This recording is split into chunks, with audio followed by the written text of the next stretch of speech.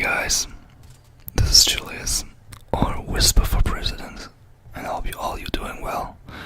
Thanks for joining me today. As you can obviously hear, this video is going to be in English. You guys asked for it, and I'm here to deliver. So, as you guys may or may not know, I've been to the United States like about 3 weeks ago. And the last day I was on campus at Michigan State University, I just took a newspaper, and I really did not.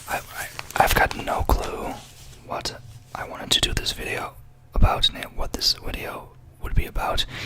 But I just thought that I could just read to you guys something that the Wall Street Journal wrote on Saturday / Sunday, August 27th of 2017, and that was during the Texas, when Texas had this really hard rain about the Harvey.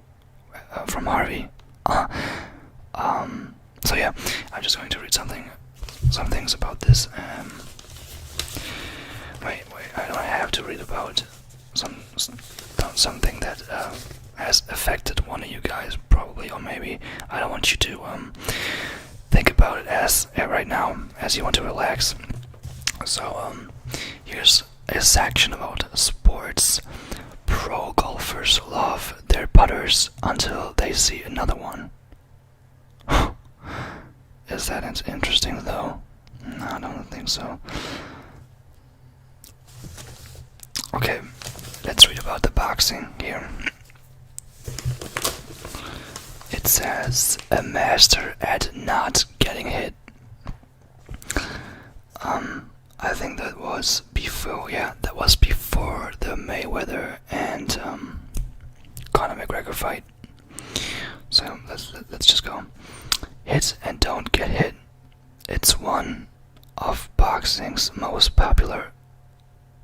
Okay, I will not know every word of this, so if I mispronounce something, tell me in the comments, or don't, as you want. I don't care if you do, but if you do, don't hate on me, because I'm German. You gotta remember that. Okay.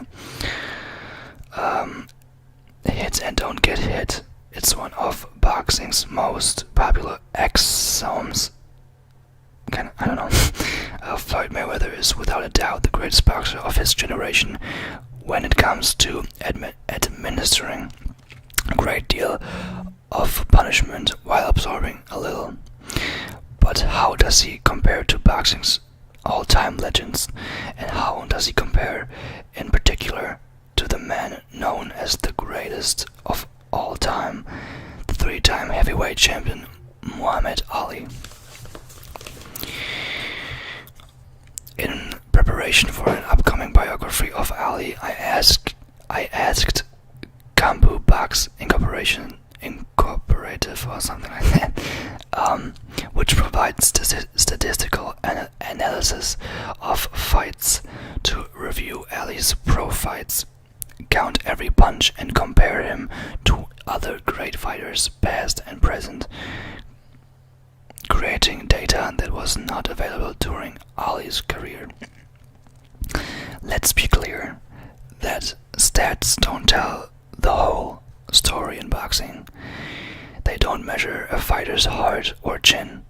They don't account for how hard his punches thump. They don't reveal how well a man fights through the fog of concussion. In Ali's case, the numbers are especially deceptive. Ali threw a lot of jabs for defensive purposes, and when he wasn't terribly concerned with whether they landed. Late in his career, he parked himself on the ropes and let opponents bang away until they grew weary. The rope, a dope technique, as Ali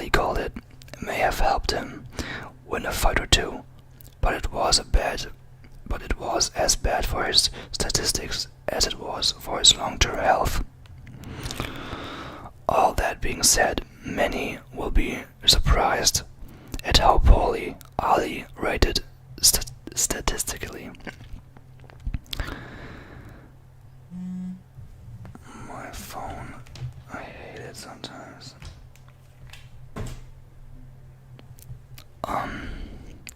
Where did I left off?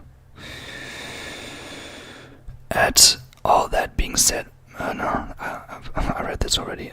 First, consider Mayweather. In his 49 fights as a pro, Mayweather has landed about 46% of his punches, while his opponents have landed only about 22%, giving him a ranking of plus 24%. No active boxer comes close. Neither does Ali. For Ali, CompuBox found complete footage for 47 of his 61 fights. In those 47 bouts, Ali landed only 33.5% of his punches, while opponents landed 35.2%. That gives Ali a rating of minus 1.7%. The numbers suggest that Ali wasn't even the greatest fighter of his era. CompuBox gathered bunch of data from a sample of other historical fights and found that Joe Frazier, George Foreman, and Larry Holmes all rated higher than Ali. Mike Tyson, Jack Dempsey, Joe Louis, Rocky Marciano, Vladimir Klitschko, Sonny Liston, Lennox Lewis, and Evander Holyfield outscored Ali too, and Mayweather topped them all. There are at least two lessons. First, Ali's greatness defied statistical measure. Second, while anything can happen in a boxing ring, it's difficult to imagine Mayweather being outboxed Saturday night. So, there we have it, folks. Alright, let's just keep on reading. I am enjoying this. See, like I was 3 weeks in America, and I love it. I just love talking in English. And now that I've been there, and now that I'm back, I really do miss it. So yeah, let's just keep on going.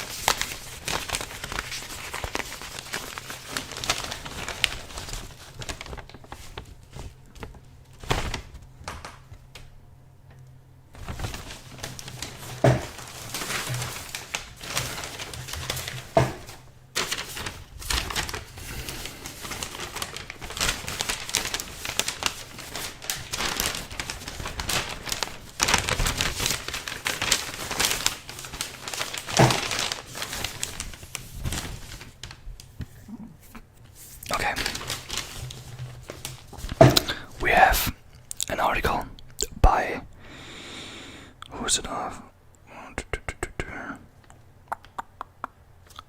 By James R. Haggerty, and it's called "Comedian Turned Activist Took on Race Politics." This is a picture.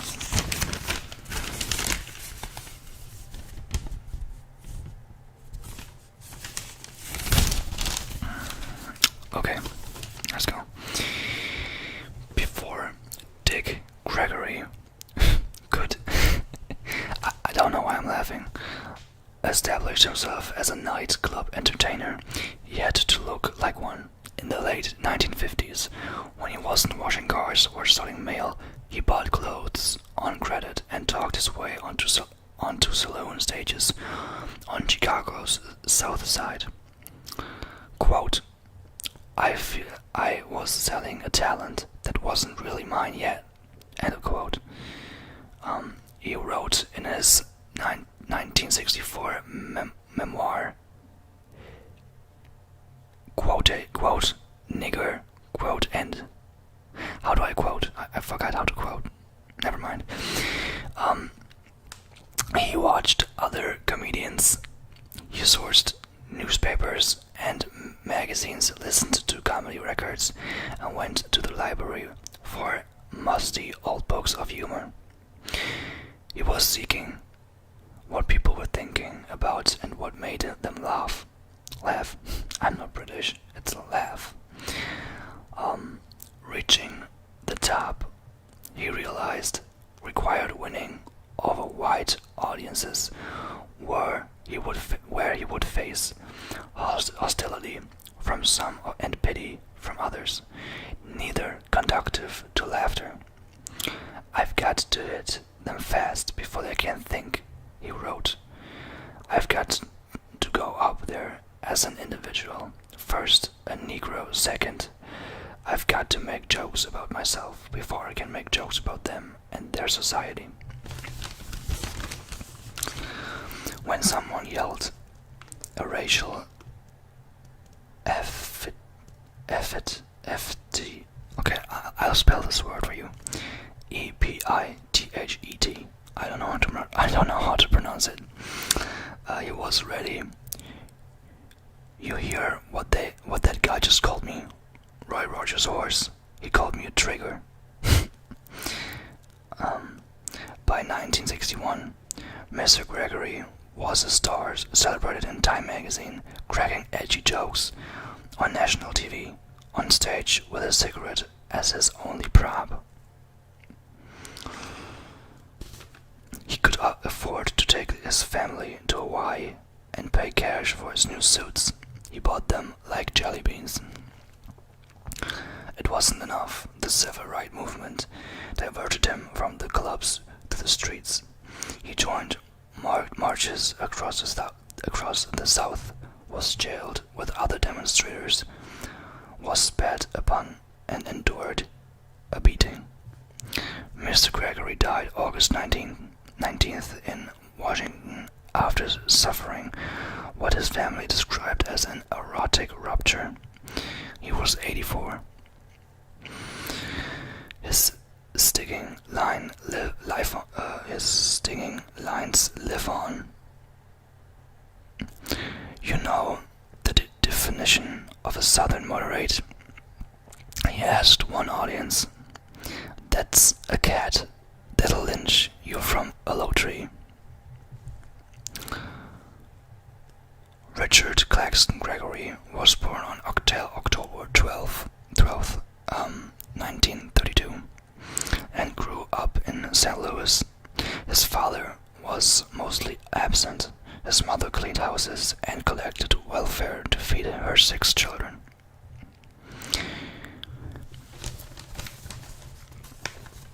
He was a skinny boy, teased from being poor and not having a dad. His wit was a form of self-defense. They were going to laugh anyway, but if I made the jokes, they'd laugh with me instead of at me. Marked for sharing a bed with the siblings, he quipped, "When I get up to pee in the middle of the night, I gotta leave a bookmark so I don't lose my place." He discovered another talent running. Wait, I gotta do this again. He discovered another talent, running. As the star of his high school track and cross-country teams, he was elected class president.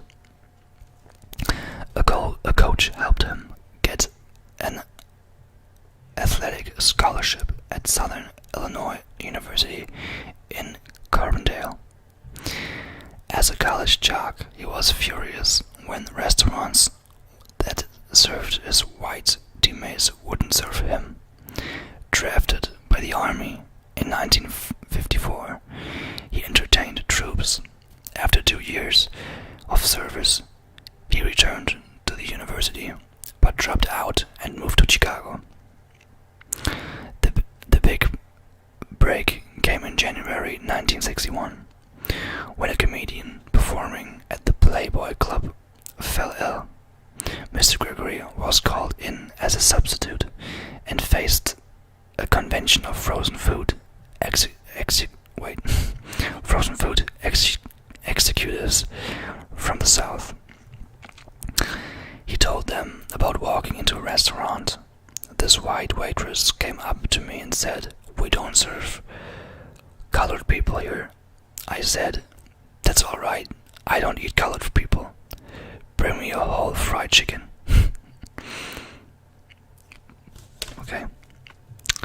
Okay, now we go on to Mr. Gregory ran unsuccessfully for mayor of Chicago in 1967 and was write-in candidate for US president in 1968, presenting the Freedom and Peace Party. He befriended John Lennon and joined the chorus on Give Peace a Chance. He held hunger strikes for various causes, gave up alcohol and cigarettes, promoted diet portions, and spouted conspiracy theories. Mr. Gregory is survived by his wife of 58 years, Lilan, I don't know, 2 brothers, 2 sisters, 10 children, 16 grandchildren, and 5 great-grandchildren. He never let go of his hope for a better world or his conviction he could help find it. Some people say to me, "America, love it or leave it," he told an audience in 1988, and I say I won't love it because it's not a friendly country, and I won't leave it until I personally straighten it out. Okay, I think we can go for another one. It's just on the right. It's about Kathleen Morawetz. She died this year, as did Mr. Gregory. Okay, it's called Science Medal Winner Influenced Plan Design. Kathleen Morawetz once joked she may have become a mathematician. I don't know how to pronounce this either. Because I was so crummy at housework. Perhaps more important, she had excellent mentors, starting with her parents, and I don't know how to pronounce this word either. How do I say? Fuck. I'll spell it for you. Tenacity, in solving tricky problems. While working towards her doctorate in math at New York University in 1949, she had her second child. Closed in a one-bedroom apartment in Brooklyn, she felt depressed. "I was afraid I would have to give up," she recalled later. I didn't. I struggled along. She drew notice a few years later with work examining how air flows around objects, such as the wing of a jet approaching the speed of sound. Her calculations showed that, although it might be possible in theory to design an airplane wing that would avoid creating shock waves and turbulences as the plane approached to the speed of sound, in practice such a wing was unlikely to work. Even a tiny flaw in manufacturing would throw it off. that influenced wing designers to focus on minimizing rather than trying to eliminate sharks.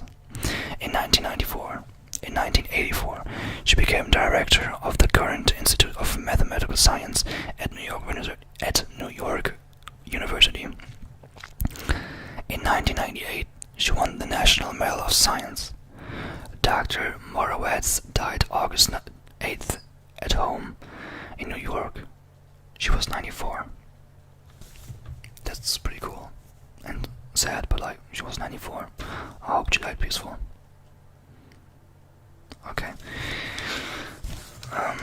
There's another one about Roy Lynn, born in 1925, died 2017. Ford motor engineer, put a stamp on racing. Over a 40-year career, Roy Lynn oversaw the design of low-slung cars that dazzled the racing world and Boxier. I'll spell it again. Boxier.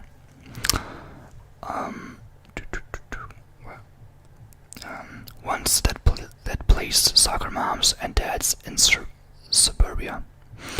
The English-born engineer led a team at Ford Motor Cooperative or something that came up with a GT40 race car. With the GT40 race cars that won the 24-hour of Le Mans race in France for consecutive years from 1966 through 1996, eclipsing rivals from Ferrari.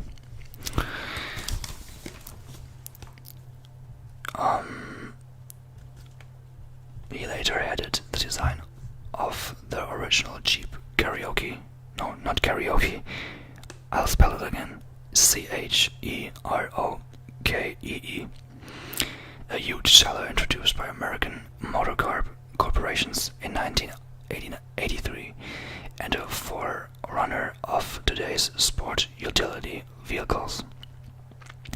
He also helped design a prototype for what became Ford's Mustang sports car.